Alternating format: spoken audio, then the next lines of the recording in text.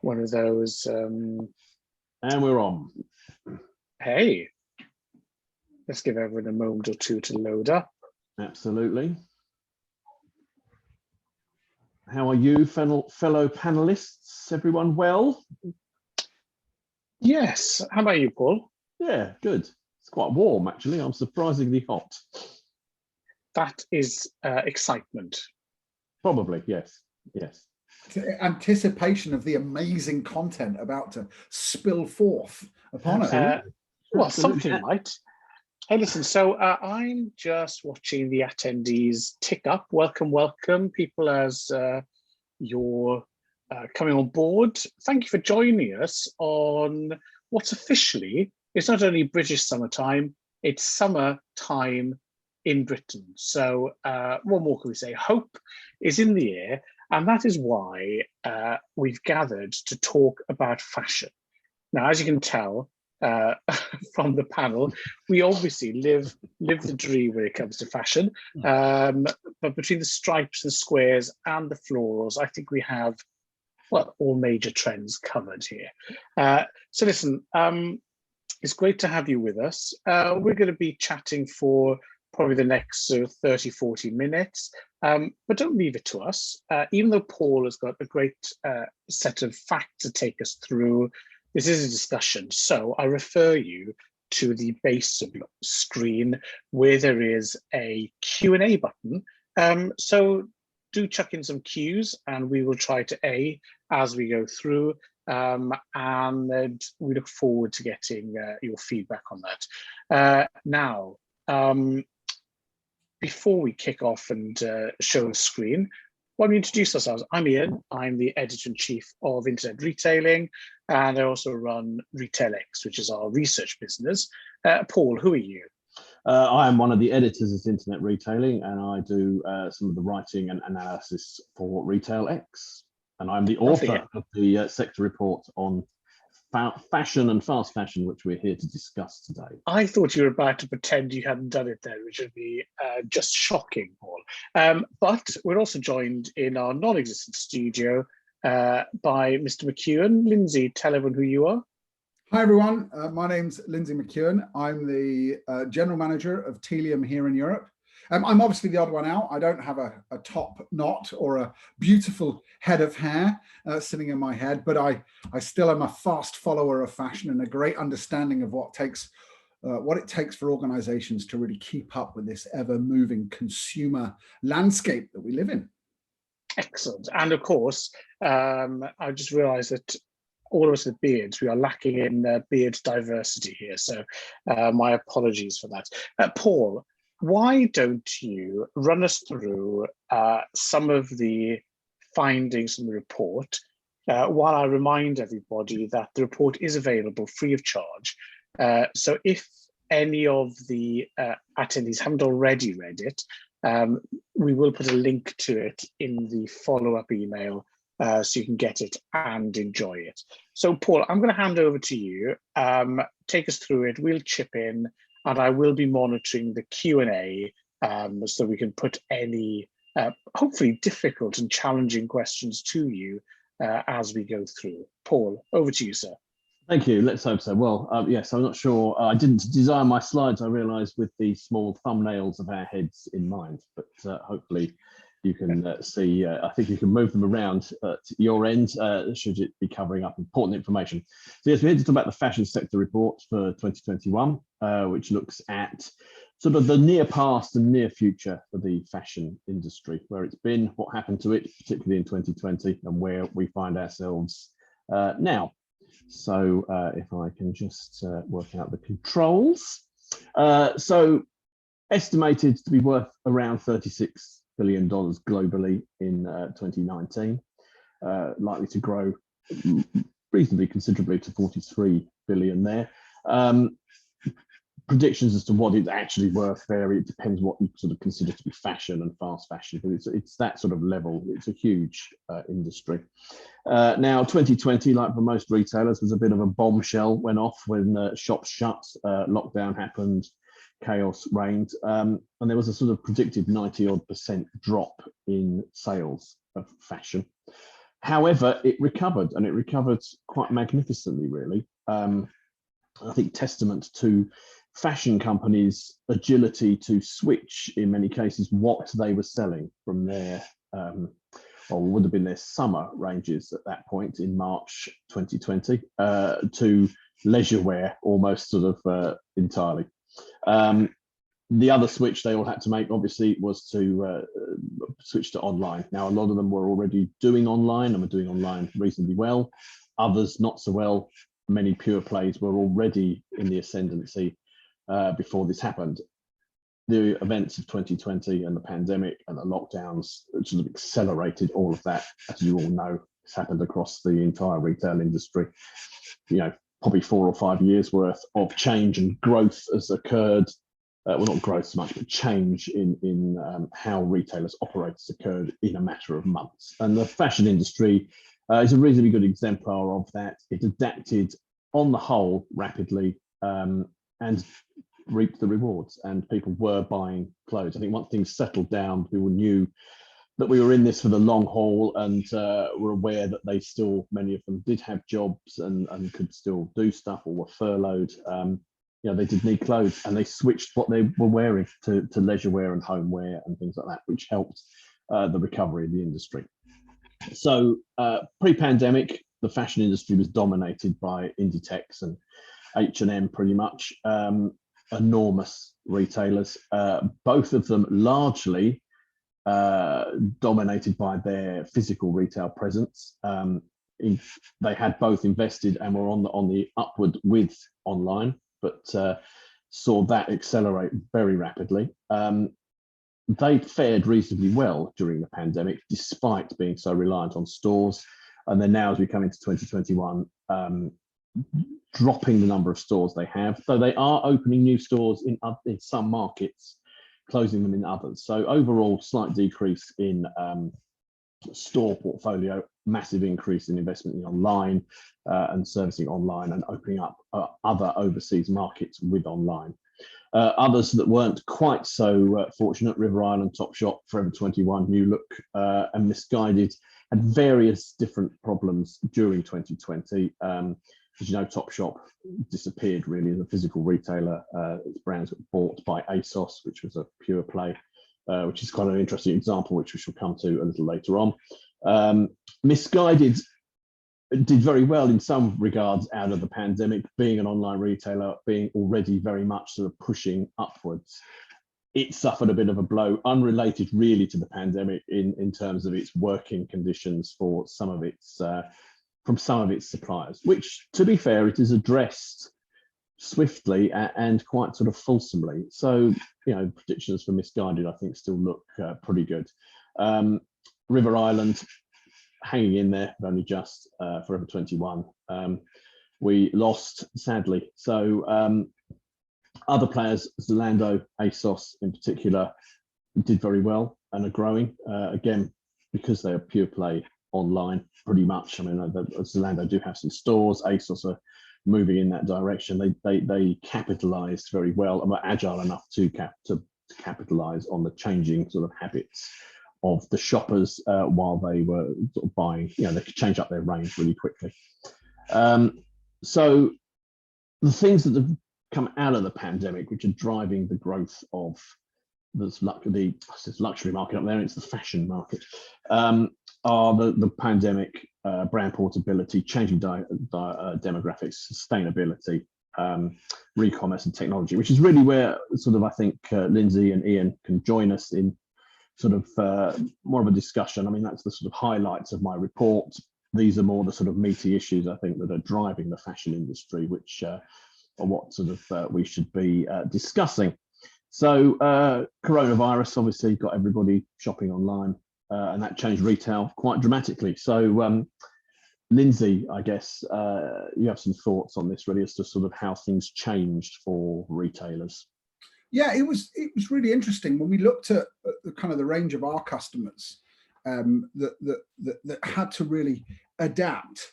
A couple of things kind of shone through as important things to remember in these sort of massive change events.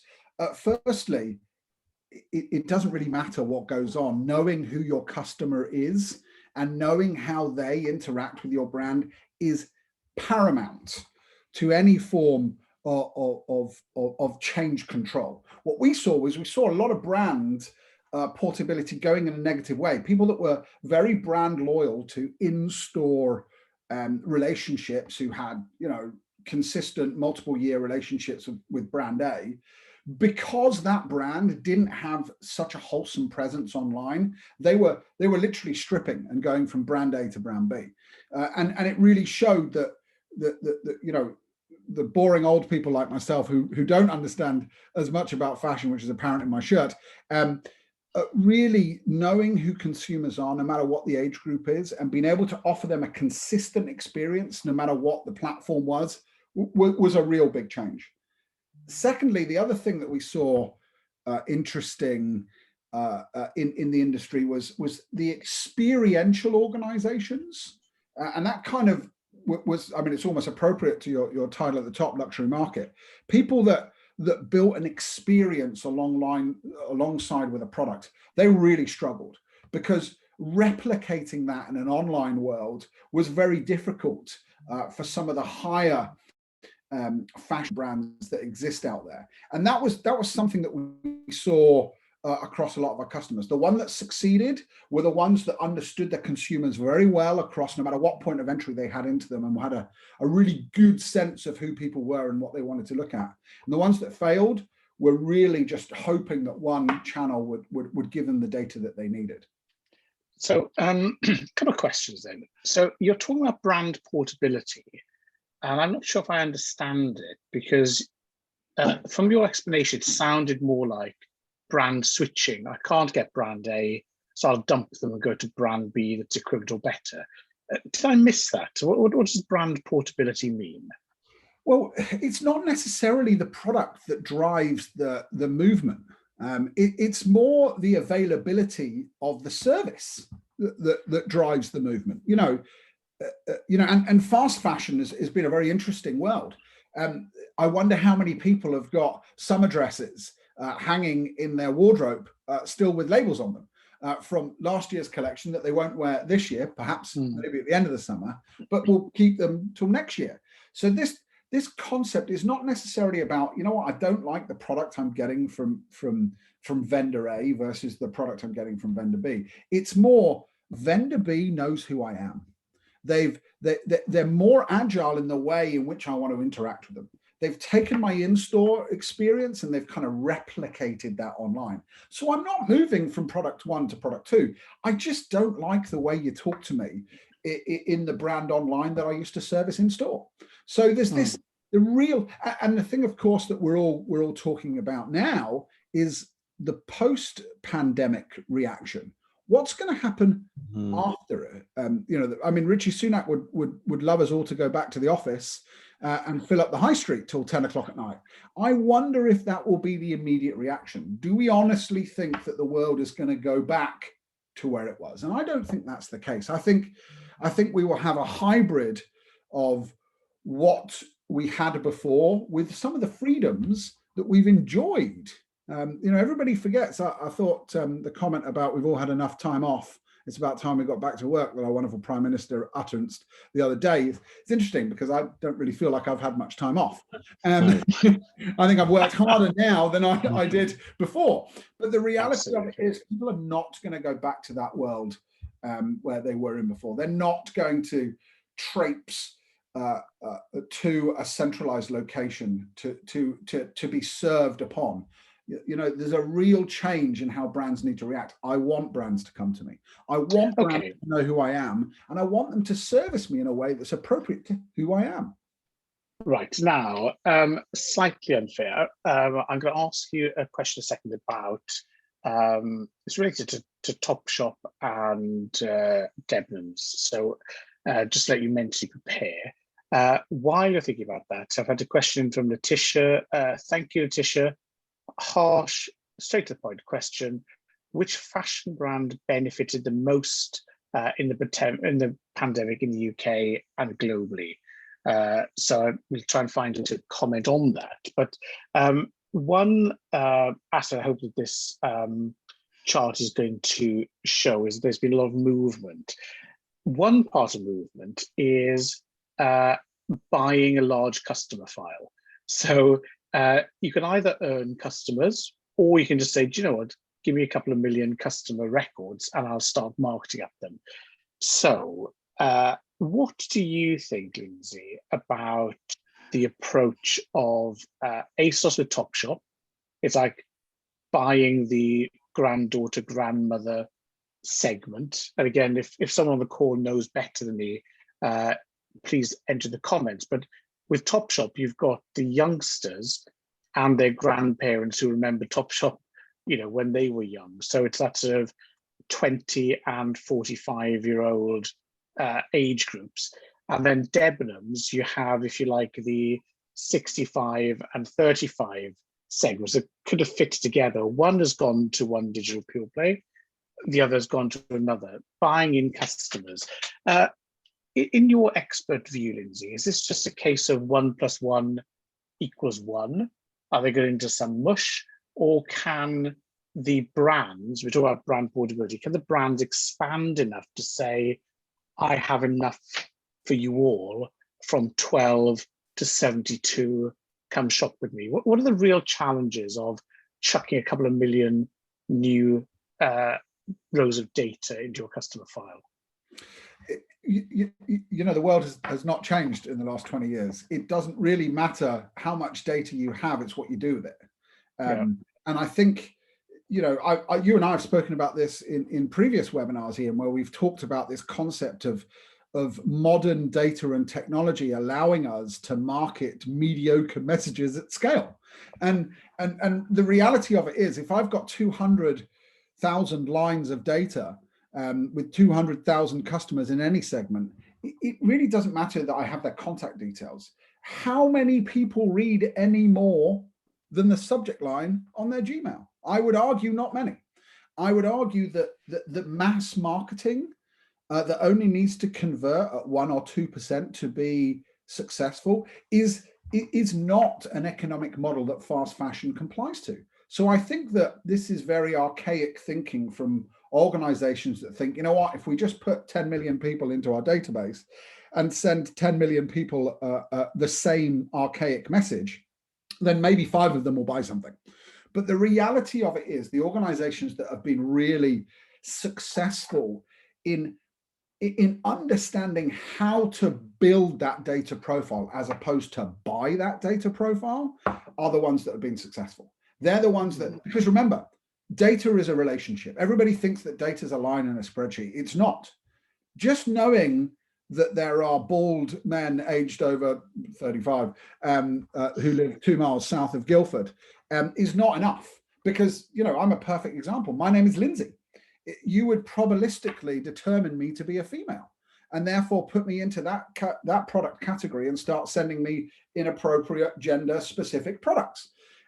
Where actually, if you took the time to form that relationship with me as I came into your brand, you then start to pick up those nuggets of data that you get from that interaction and then use that to drive the conversation and that brand perception from me.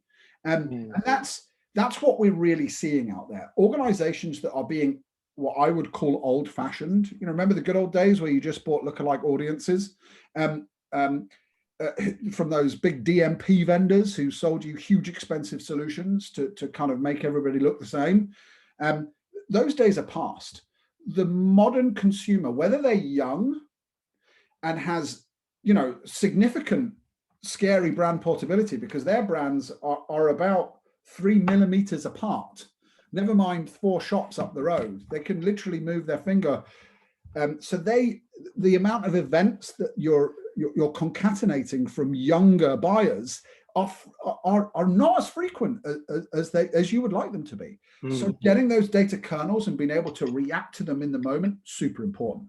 And then if you go to your Debenhams example, you know, I'm sadly not below 35, and I expect vendors to understand who I am. And when I come into that vendor, I expect them to at least put me down the right track when I'm looking at products. So I want to build a data relationship with organizations. And we've seen a few organizations out there kind of blur the lines between experience and data aggregation. So name some names. I mean, who would you single it? IKEA is an interesting one. YT Industries, who are an online bike manufacturer, have done a really big drive into experience centers in business parks, where they're kind of starting to get data off you as you wander around the store. There's no products to buy, but they have an informal data gathering process which allows them to both sell and fulfill once you've left the experience. You know, IKEA is an interesting one, who are really starting to look at this relationship with people, not just about the product. You know, the recycling of old IKEA furniture for people that join various different IKEA loyalty schemes. It's a really interesting way to build a sustainable relationship with a portion of the population who really care about that. So, okay. you know, I think this agility will never go away. I worry about experiential centers. You know, that's why we're seeing the John Lewis, the Debenhams, they're really suffering because, you know, people would rather buy the product from the brand as opposed to go to somewhere where there is a markup for an experience. And that data relationship, it continues to be the biggest and most difficult thing you have to do. It's what caused this concept of this brand portability. If I wasn't investing in my online business, then I was in deep trouble. Right. Okay. So I want to try and answer Letitia's difficult question. If you had to pick a fashion, and we're interpreting this quite loosely, of course, who do we think has done well? While you're thinking about that, Letitia, I'm just looking at our recently released 2021 top 500 ranking, and if I look in the leading, then the fashionish ones are Adidas, ASOS, Farfetch, H&M, JD's, and then John Lewis, Louis Vuitton next. Yes, that covers up to the top 50, the ones that stand out. So all of these have grown and performed better than last year. So that's, if you like, the top list. There are many more. I think 50% of the top 500 ranking is either fashion apparel or fashion accessories. So, you know, it makes up a massive amount. But Paul, are there any that in the course of your research, you thought, do you know what, they've done a good job? I think, as you mentioned, ASOS and H&M both have done very well. H&M's growth has been relatively flat across 2020, but I think that in context of the fact that most of its store portfolio was shut for much of this across the whole world, that in itself is quite an achievement. But I think it's used that time to rapidly ramp up its online presence. It's used a push into being much more sustainable and sort of ethically minded to help drive that into its core demographic. And so with my diagram that's on there, it's moved to the left towards a much more digital, or certainly a much more omni-channel way of operating. So I think from that perspective, H&M has done very well. ASOS has capitalized extremely well on online. As I mentioned earlier, it adapted very quickly to what it was selling to meet the immediate needs of a suddenly changed audience. By buying up TopShop, it has also bought some, I believe it's bought the flagship TopShop store in Oxford Street. And so I moved it in the diagram there much more towards the sort of omni-channel center, because I think even though it's not having a massive rollout of store properties, I think it's probably got some interesting ideas as to how it's going to use that. Don't know what they are, but it'd be interesting to see. So I predict ASOS is going to emerge as something quite interesting. Though I take Lindsay's point about experiential stuff being difficult to quantify, and the fact that people don't want to pay a markup for something, you know, they just want to buy the brand. I think if done right, they could pull this off, because they can combine the stuff that they have and the interest in low sort of cost, ultra fashionable fashion with the look and feel, touching, trying on, and that bit that is difficult to replicate online. So those are my two top tips. I think Misguided have done very well as well once they've sorted out their employment issues, they're right there where its core audience wants them to be. Great. And Paul, I just want to jump on one of the brands you talked about earlier, Ian, Adidas. I think it's really interesting to see how they've grown during the pandemic, other than the fact that we're all wearing leisure wear a lot more, but actually they've always had this ethos of forming a strong relationship with their loyal customers. And when you look at the kind of My Adidas platforms and the My Train and My Coach platforms, they're all about pulling people into more than just a product, but more of an experience. And actually, you know, they're a big customer of ours, and we've been talking to them a lot recently about how do they grow their loyalty customer base. It feels like loyalty is back on the agenda. That remember that, Paul? We used to talk about it's very much so. Very much so. I think so, particularly in fashion, and particularly with the brands that are doing well, who are moving towards the center of my omni-channel diagram.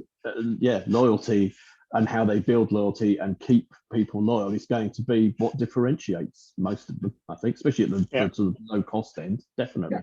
You're absolutely right. And that was Adidas's play all along. You know, they thought if we can build a strong community of people, feed them content and experience, and really get them to pull into not just the brand, but the lifestyle aspects of it as well, that, you know, it's almost as if you're treating the community after the product. You know, a lot of organizations go brand product first. Well, here's an organization that really want to focus on the community. If you build a strong, happy, co-joined community of loyal people, guess what? They'll buy more. So, you know, it's very interesting that Adidas really focused in the pandemic on actually strengthening their loyal customer and that loyal customer community, because invariably they purchase more. Okay, right, Paul, I'm conscious that we've done one slide, so I'm going to let you crack on. We have covered other things before everyone faints. Some of these things we have covered, so we can rattle through them, so nobody be too alarmed of the 300 slides that are still to come. So yes, as we've mentioned, that there has been a sort of change in demographics shopping from brands, and that brand portability idea. The different generations, they're all sort of buying more, even the sort of very old end. Now compared to what they were doing pre-pandemic. I think what it has also opened up perhaps is that people who were once buying, sort of the older people buying from a particular brand, are actually looking at some of these other retailers who typically sell to younger brands, particularly around leisure wear, because it's almost sort of age non-specific. So there's been a lot of change there, and as Lindsay mentioned, sort of finding new loyalties and finding new brands that consumers want to be loyal to is sort of very important. And you know, does beg the question: is there any loyalty? Does this sort of quest for faster, cheaper, more fashionable, does that destroy loyalty? And then in the converse, how do you build it? Which brings us to the Adidas example that we were just talking about. The other big thing that's driving fast fashion has been a move towards sort of ethical, sustainable, and re-commerce based selling. The fashion industry, particularly fast fashion, has been under fire for quite a long time around the ethics of how it treats workforce, the sourcing of materials, waste. Vast amounts of fast fashion has ended up in landfill. It doesn't decompose often very well.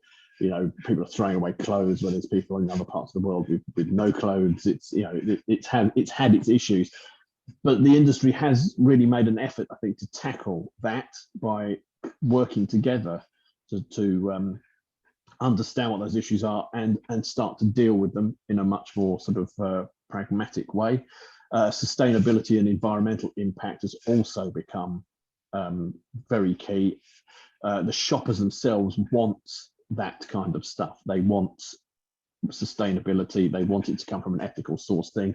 Younger buyers aren't going to be buying things if they think they've come from a sweatshop factory, which misguided learnt to its cost briefly and reacted very rapidly because it was do or die, really. That was a very bad headline, but very well turned around. And I think these things are really going to sort of continue to drive fashion because people are prepared to buy into that. And I think perhaps this is where the loyalty perhaps comes from, as to how you sell to people who want to take care of particular sort of environmental issues or ethical issues. Gap did it today. I got an email from Gap about sort of their wholly sustainable t-shirts that each satisfy their 5 key sustainability values to do with energy use and water use and sourcing of materials and workforce and all that kind of thing. I think that's sort of an interesting sort of play there. You know, it's tempting to think, well, maybe I should buy ethical t-shirts, and maybe when I come to refresh my wardrobe, I may well do that. So I should just jump in and say that we have released a sustainability report, which covers the driving issues for sustainability in an industry where, frankly, we are trying to get people to consume more all the time. So I think Paul has articulated some of the key discussions. That's all in the report. We are also working on assessing the sustainability credentials of our top 500 retailers. So do watch out for that. That'll be coming along later in the year. And if you would like to contribute to that research, drop us a note, research@retailx.net. What we found throughout our discussion so far is there's a massive amount of modesty. So everyone thinks it's important, everyone's taking small steps, and then they go, you know, I've only taken 10 small steps, instead of thinking, hey, I've done 10 things rather than nothing. So we are very interested to hear about how people are working on sustainability and sustainable initiatives throughout the whole of the retail value chain. Sorry, Paul, back to you, mate. Yeah, so I was going to sort of just sort of add that there is a sort of move as well towards sort of re-commerce and reusing, and sort of the second-hand apparel market is large and growing, and is set to be huge. And which, you know, as the stat there sort of says that in the US, the second-hand apparel market is worth in excess of $35 million. It's set to double by 2024. And I think young people particularly are embracing this idea of reusing, and you're even seeing celebrities wearing vintage items, promoting this idea of things not necessarily just being thrown away, but they can just be classics. But I don't know what sort of Lindsay thinks about the sort of role of sort of ethical and sustainable fashion retail, where that sort of sits with loyalty and sort of, you know, understanding the data around the consumers who are into that. It's funny, actually, Paul, because there was a great question around the Gymshark phenomenon on the Q&A there. And Ian, you might have to help us with ask the question. But, you know, isn't it interesting how brand perception and brand ambassadorial behavior has changed? You know, you're looking at an organization in Gymshark that are fully focused on non-advertising based selling. So they've got a huge amount of brand ambassadors who are filling Instagram and WhatsApp and Facebook and TikTok with lots of progressive comments about the quality of the clothing that they're wearing. So, I mean, what actually does that mean? Well, you know, product itself is no longer enough just to attract eyeballs anymore. You know, credentials and credibility, as well as the kind of celeb culture of ambassadors recommending products, is a really big, exciting go-to-market strategy for some younger buyers, and it's almost essential to their engagement in a brand. And I think that this, you know, I mean, we laugh. There's always kind of been the concept of vintage. You know, when I was a young kid, you bought your jeans from Flip once they'd been worn by 95 people. But I'm probably showing my age there. And you know, but that was because, you know, that's because they were cool. And you know, I grew up in a really boring 80s time. And whereas now, you know, the amount of eyeballs, the amount of ambassadorial selling of goods, the wearing of goods, the brand constantly being in the eyeballs of the young buyer, undertoned with a commitment to sustainability, ethics, strong manufacturing backgrounds, fair and equality terms and conditions. It's not just enough to have a pretty picture. It's now more about what your product says as well as what your product looks like. Isn't there an angle though that it's also what you as a company do? So, marketing is what happens when you're not living your real life. And I think one of the interesting things about Gymshark is that when the first lockdown happened, they realized that one of the main drivers of their success was the self-employed, independent group of people. They're not even a community of personal fitness instructors or gym instructors. And so one of the things that Gymshark did was, if you like, lend their brand voice to say, today Lindsay is going to take us in our hot yoga and Paul is going to do our high intensity training session, etc. So they use their platform to keep the self-employed people employed, turning some of them into media stars on the way. So there was nothing explicitly selling there. It was about we're accidentally a product company. We are a fitness and community company because that's how we behave. It's not just what our marketing says. And so I think this is quite interesting. As was Lindsay, just going around to a question on that. If I'm sitting there as a CMO, on a nice nest egg full of fully permissioned data that I'm mailing every day with my humble brag emails, how do I, when I look at the data, how and who is doing well finding out non-transaction information? So how do I know that Paul is, spends 1% of his time buying my gym shorts, but 32% of his time working at a food bank, and 18% of his time, helping people stretch and maintain their mobility? How do I know that when I may have spent 10 years building promotion transaction data? The answer is probably you shouldn't have spent 10 years building one thing in such a fast moving. Hey, just buy my gym shorts. Buy my gym shorts.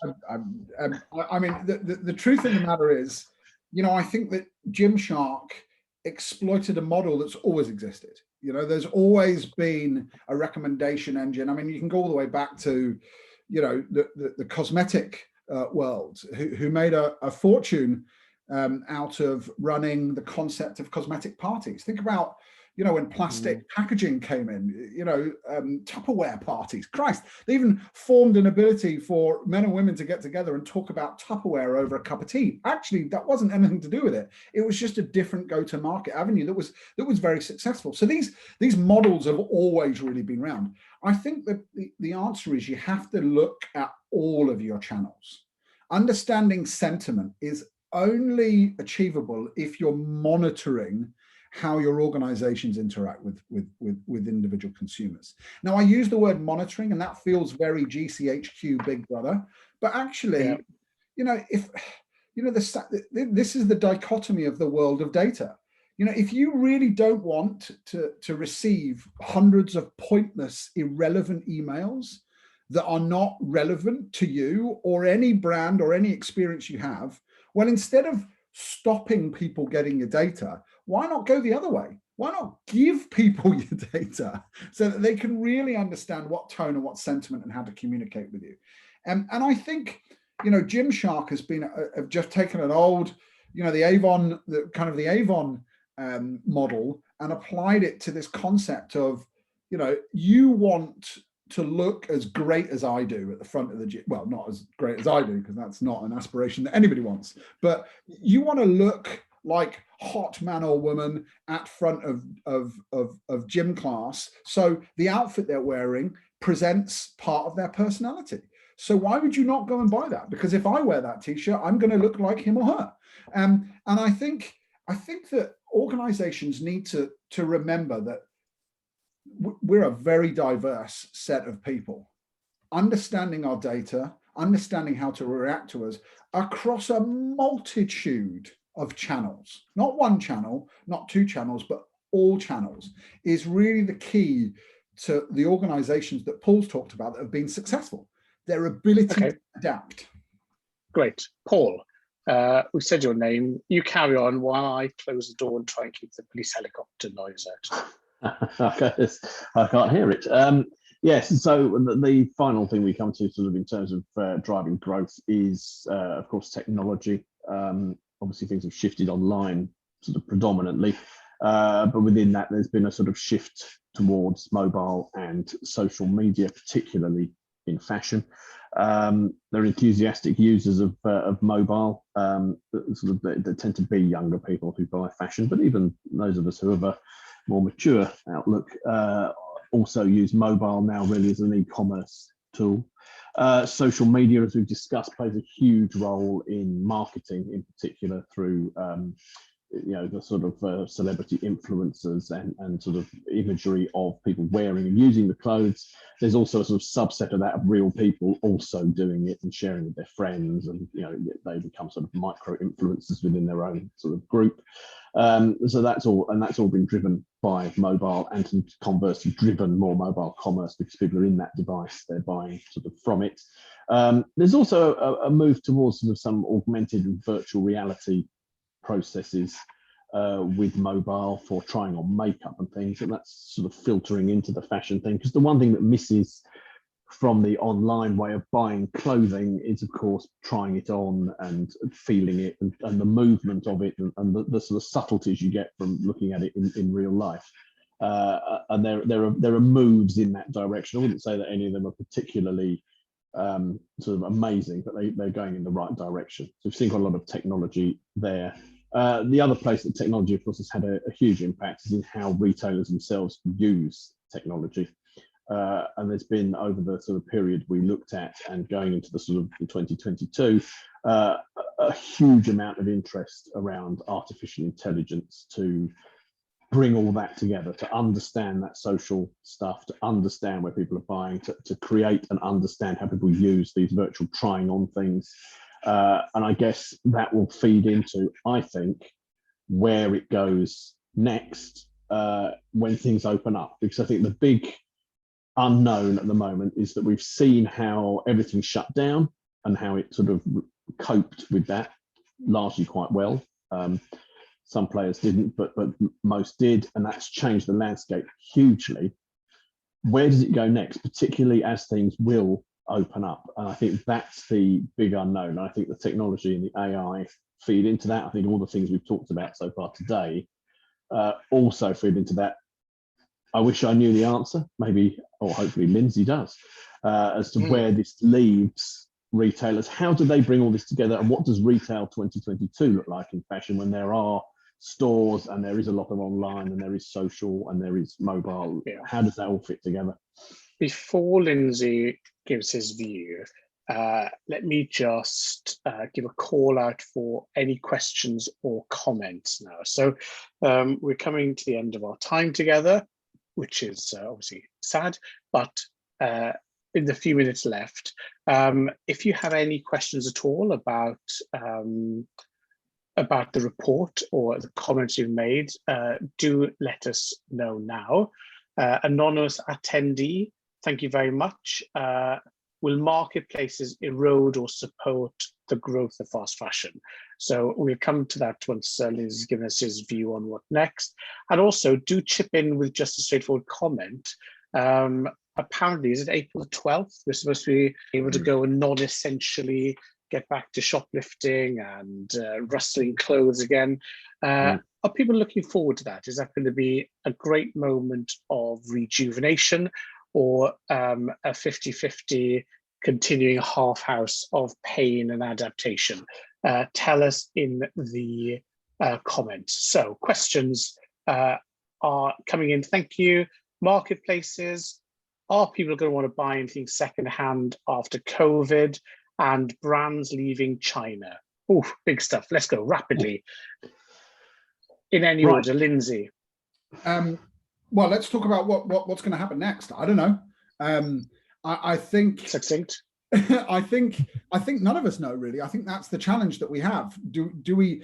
I don't think the world is going to go back to an exact carbon copy of what it was pre-COVID. I don't believe that. Yeah. I think that I think some traditional things stand. Technology is all jolly exciting, but how you use it is the key. Interesting that you made a comparison to the sort of concept of VR. I spoke to a group of women in fashion who suggested that VR is a perfect way forward for them, because they don't want to try on H&M's 10 because they know it's a misguided 12. And there was this concept of, actually there is a lot of discomfort with how sizing differs between brands, and how that's actually quite upsetting for people that are shopping in the fashion world. I do think the world is going to focus more on an experiential standpoint. I think. Sorry, what does that mean? Well, I'll tell you what. We're all saying it. Go on. What does experiential mean? It means I don't have to fulfill you whilst you're in store. So non-purchasing. I don't have to actually give you something. You can come to a location, you can touch, feel, understand the product, and then it will be with you within 24 hours. And there's a huge cost difference for organizations between moving vast quantities of goods into the high street and then them going out into the general population, instead of having the high street as more of an experience zone where people can go in, touch, feel, understand products, and then get fulfilled from an out of town location. So I do think that, especially in the luxury world, we're already seeing it. IKEA's got first, well, I'm not sure we're calling IKEA luxury, but we're already seeing IKEA have its first superstore that doesn't have racks of goods behind. You just go in, you get the product, you leave. So I think that will happen. Fine. Let's move on to marketplaces. Paul, conveniently, you wrote a marketplaces report. So I did. Please distill that.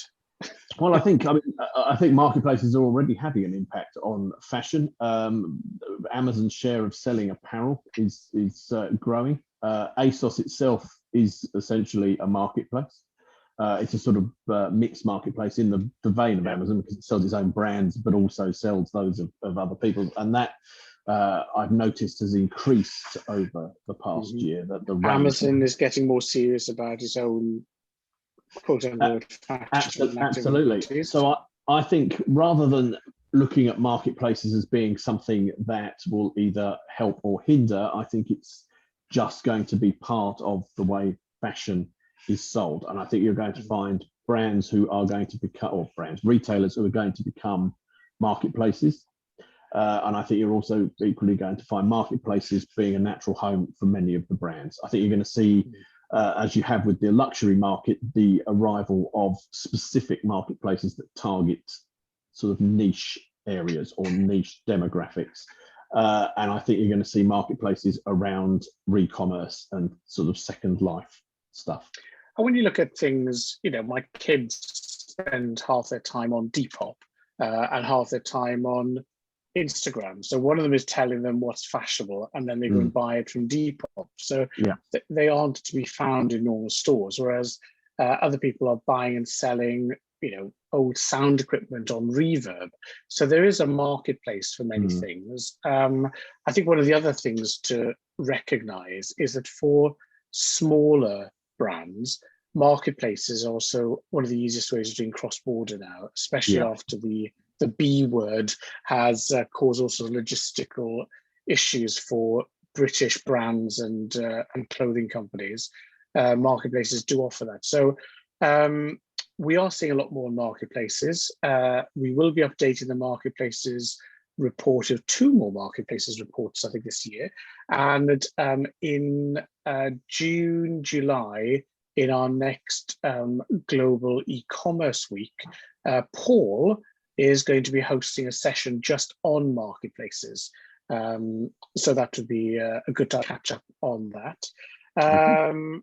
I'm going to, I've had 2 big questions which I'm going to take executive decision to not deal with now. One is about how we see Amazon fitting in. Too big a question, I'm afraid. And Jack has asked about leaving China and alternatives such as Bangladesh. So again, I think that's too big, because you've got selling in China and manufacturing in China, which I think is a topic which we'll cover in our China webinar, which will be on the Friday of our next Global E-commerce Week. I think, interestingly, though, Chinese supply is what's going to drive some marketplace selling in apparel. cheap alternatives to things that are fashionable, that can be produced very quickly, very cheaply, shipped, assuming the Suez Canal isn't blocked, very rapidly out to Europe. So I think that those two things together are yes, too big for a short answer. It needs probably a webinar in its own right, but I think they are going to fit together Chinese and Bangladeshi manufacturing, but all this Chinese manufacturing of cheap versions of things that can be very quickly, very, very cheaply to the rest of the world. Well, that was a good answer to a complex question. Of course, one of the other things we've been tracking is the growth in nearshoring, which has partly been Brexit, partly been lockdown, partly been a natural trend anyway. So, we've mentioned ASOS Misguided. A lot of the rapid development is done here, and then the bulk is done, offshore somewhere. So mid-shore, nearshore, whatever. So it is a big topic. We've just decided, Paul, we've talked ourselves into doing I think we might a dedicated webinar on this. Right, Lindsay, anything you want to point out as being your favorite point of the webinar before we go? You could even tell us with the power of sound. Yeah. Well, I'm not used to Zoom after a year of being on it, so apologies for that. Yes, that mute key's a killer. I just think it's important that people realise that the brand behaviours have changed. But what I love about this session that we've heard so far is that it's about the multiple ways in which you understand and embrace your consumers. Business has not massively changed. Routes to market have massively changed. Manufacturing costs have massively changed. But at the end of the day, we're still the same old consumer. We're still interested in fast fashion. We still want to look good, and we still want to do that at a price that's appropriate. So understanding who we are, using technology in combination with people and great creative ideas and great marketing is still the backbone of what the fashion industry is. So just modernize, just look at the channels to market and make sure that you're covering every base. Lovely. Thank you so much, Lindsay, as ever. Chris and anonymous attendee have asked about delivery and experience and sustainability, balancing cheap fashion and the planet. We do have answers for both. On e-delivery, we have the final mile sustainability report, and we had some research saying that young people, which we ended last year, saying that 48% of them say that sustainability is vital in their purchasing decision, but 64% of those same people think it's the retailer's problem, not the his. So they're resistant to paying more. They want us to sort it out. So for those of us with young people in our families, that sounds entirely reasonable to want competing and mutually exclusive answers at the same time as your problem, Dad. So Paul, thanks so much. Great report. Thank you for giving us a path through it. Really appreciate that. Lindsay, lovely seeing you again. We've covered some great topics at speed. Thank you all for your questions. We will try and point to as many of the reports as we can, but if you check out either retailx.net or on internetretailing.net in our research section, do remember that all of these reports are available free of charge to you, so do download and enjoy them. So that's it from us. When I click, no, are you going to click end webinar, Paul? I think I have to do that, don't I? You have the power. I'll just apologize in advance. When Paul clicks end, we're just all thrown out. No chatting, no loitering. We're just digitally gone. So on that note, I just wish you a wonderful start of the summer, happy trading, and thanks again for spending some time with us. Paul. Yep, thank you. Pressing the button. Everyone. Goodbye, everyone. Thank you very much. Bye-bye.